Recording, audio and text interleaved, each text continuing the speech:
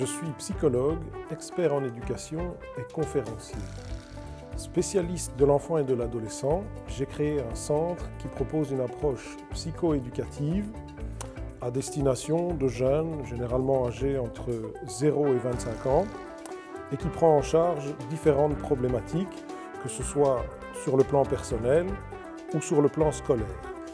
Je travaille et je propose des consultations individuelles, mais aussi des programmes scolaires et des programmes pédagogiques,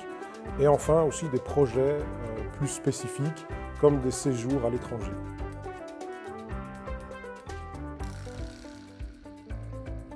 J'ai toujours été intéressé par la psychologie, par la pédagogie, par les apprentissages, les techniques d'apprentissage, et en particulier tout ce qui avait attrait au développement personnel et au développement intellectuel. Et après une carrière de sportif professionnel qui s'est arrêtée assez jeune, j'avais 24 ans, et s'est arrêtée de manière assez brutale, j'ai décidé de mettre mes compétences, mon expérience et mon savoir-faire à la disposition du monde de l'éducation et de la psychologie à l'attention des plus jeunes.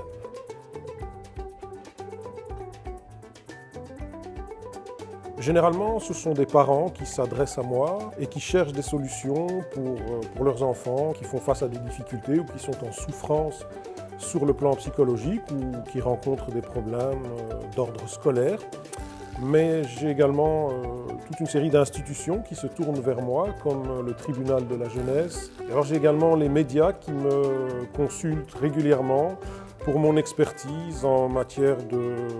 d'enfants, d'adolescents et de jeunesse en général. Je travaille avec des jeunes qui rencontrent des difficultés en matière d'apprentissage, comme les classiques troubles de l'apprentissage, les différentes dys, la dyslexie, la dyscalculie, la dyspraxie par exemple, mais aussi des jeunes qui souffrent de troubles d'hyperactivité ou de l'attention ou de la concentration, des jeunes qui font face à des addictions,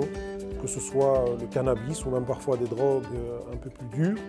ou les réseaux sociaux ou encore les jeux vidéo. Pour moi, la force d'un réseau, c'est d'abord les différents membres qui le constituent, leur personnalité, mais aussi bien sûr leurs particularités, leurs pratiques et toute la richesse et l'expérience qu'ils peuvent apporter. À titre personnel, j'ai rejoint Sambipad d'abord parce que j'ai été séduit par l'approche, c'est-à-dire cette possibilité de pouvoir se tourner vers des gens qui parfois ont des a priori ou des difficultés à aborder des thèmes qui traitent ou qui ont attrait à la santé mentale, comme les problèmes d'ordre psychologique. Au sein du réseau Sambipad, j'apporte mon expertise en matière de jeunesse, mais aussi mon énergie et mon enthousiasme.